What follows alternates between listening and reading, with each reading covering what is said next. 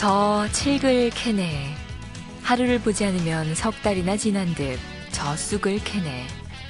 하루를 보지 않으면 가을이 3번 지난 듯. 시경에 나오는 시인데요. 바로 여기서 일각이 여삼추라는 표현이 쓰이게 되죠. 기다리는 시간이 아주 길게 느껴질 때 우리는 일각이 여삼추라는 말을 쓰는데요. 그렇게 한 해의 시간을 가을로 표현하기도 했습니다. 1년의 가을은 단 한 번, 그러니 이 짧은 가을을 지낸다는 것은 곧 1년을 사는 것과 같습니다. 소중한 이 가을의 시간들 잘 누리고 계시죠? 안녕하세요. 책 읽어주는 사람 백승주입니다.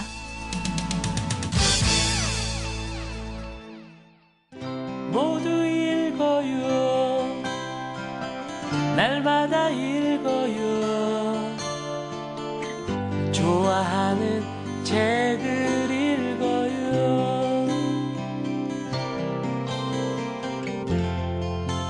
그냥 읽기만 해요. 이 프로그램은 미래 세대를 준비하는 보건복지가족부와 함께합니다. 보이는 라디오 책 읽는 사람들. 오늘은 홍성화의 한일 고대사 유적 답사기를 만나봅니다. 영산강에서 교토까지 역사의 질문을 찾는 여행, 이런 부제가 붙어있는 책인데요. 한일 고대사 유적 답사기. 어떤 책인지 저자 홍성화 씨에게 직접 그 소개를 받아봅니다. 한국과 일본을 돌아다니다 보니까 사실 한국과 일본이 지금 저희가 생각했던 것보다 고대에는 더욱더 밀접한 관계가 있었다라는 걸 이제 알게 됐습니다. 근데 언젠가부터 그 고대 당대에 대한 그 현실에 대해 사람들이 인식을 하고 있는 게 아니라 현실에 대한 인식 속에서 고대를 보고 있다.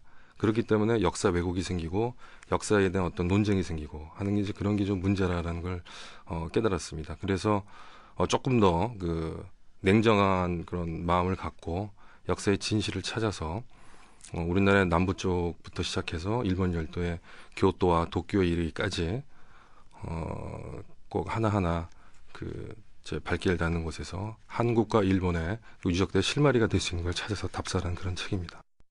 왜 저자는 이 책을 써야 했고 또 왜 이 책을 쓰기 위해 전국 방방곡곡 일본의 곳곳을 발이 부르트도록 뛰어다녀야 했던 걸까요? 이 책이 나오게 된 배경은 어느 서점에서 시작됩니다.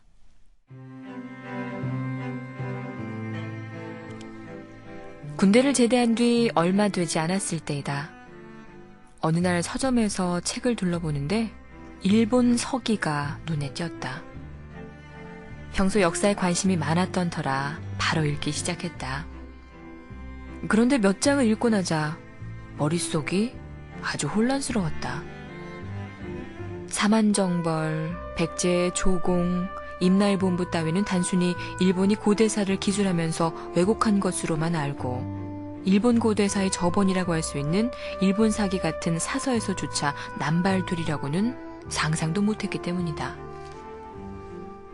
책 내용은 그동안 내가 알고 있던 역사나 상식과는 전혀 달랐다.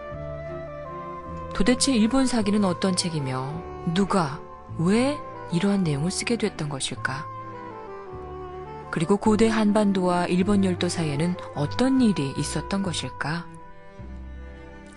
그 후부터 틈만 나면 일본 서기를 비롯해 고사기, 신찬성시록 등 일본 사료뿐만 아니라 삼국사기, 삼국유사 등등 우리나라의 사료, 그리고 중국의 사료를 좀 더 냉정한 시각으로 꼼꼼하게 들여다보기 시작했다.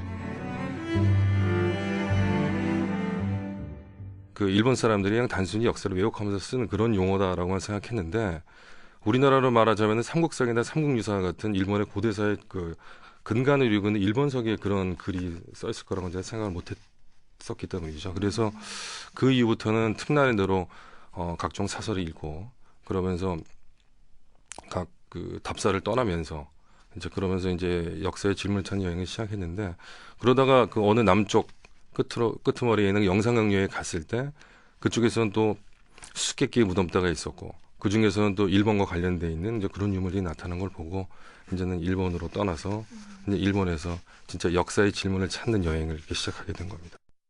역사를 잘 알기 위해서는 역사의 흔적을 찾아다녀야 한다. 이것이 홍성화 씨의 역사를 찾는 방법이었던 셈인데요. 직접 눈으로 보고 확인하면서 얽힌 실타래를 한 올 한 올 풀어보는 일. 사실 쉽지는 않은 일이었을 듯 합니다. 이 책은 그야말로 발로 썼다고 봐도 과언이 아닌데요. 이 책을 쓰기 위해 저자는 많은 땅을 밟아야 했고 또 여러 곳을 걸어야 했습니다. 우리나라 전국 방방곡곡은 뭐 수없이 다녔고요. 그러니까 그동안에 제가 이 책을 쓰기 시작하기 전부터 의문을 가했던 게 한 98년 전부터니까 거의 지금 이 책에는 10년 만에 나온 책이라고 볼 수가 있습니다. 그래서 주로 토요일, 일요일 날 같은 경우에는 주로 이제 국내 쪽을 답사를 했고요. 그 다음에 휴가를 받으면 그때 이제 바로 일본을 떠갔고, 일본을 거의 제가 큐슈에서부터 동경 언저리까지, 왜냐하면 동경 북쪽으로 동북지방 같은 경우는 뭐 저희랑 관계 있는 쪽이 별로 없으니까 그 부분까지는 거의 방방곡곡 다녔다고 볼 수 있겠습니다.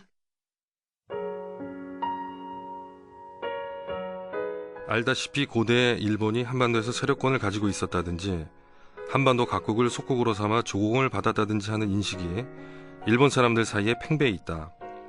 반대로 한국 사람들에게는 고대에 백제가 일본 열도를 점령했다든지 일본의 천황족은 백제나 가야의 왕족과 같다든지 하는 생각이 널리 퍼져 있다. 이것은 국민의 민족주의 감정을 바탕으로 두 나라의 언론과 출판이 흥미본위로 접근하거나 인기에 영합한 탓이 크다. 역사를 분석하는 작업은 진실을 찾아 삶의 됨됨이를 돌아보는 일이어야 한다. 결코 열등의식을 극복하는 수단이 되어서는 안 된다. 어떤 이들은 현재나 미래가 중요하지 과거가 그렇게 중요하냐면서 역사를 돌아보는 작업을 폄하한다. 하지만 과거가 없는 미래는 없으며 현재 없는 미래는 없다. 미래의 꿈을 창출하는 원동력은 바로 현재에서 과거를 되새김질하며 정진하는 데서 나온다. 영산강에서 교토까지 역사의 질문을 찾는 여행이라는 부제가 붙은 책 한일 고대사 유적 답사기. 홍성화 씨의 발자취를 내일도 이어서 따라가 볼 텐데요. 홍성화 씨는 현실도 중요하고 미래도 중요하지만 과거가 없이는 지금도 내일도 없는 거라고 강조하네요. 그래서 우리가 그 현실적이기만 눈이 어두워갖고 어떤 역사인식을 망각하는 일이 없기를 바랍니다. 오늘 들으신 프로그램은 미래 세대를 준비하는 보건복지가족부 홈페이지와 운북TV 홈페이지를 통해 보이는 라디오로 언제나 들으실 수 있습니다. 지금까지 읽어주는 사람 백승주였습니다.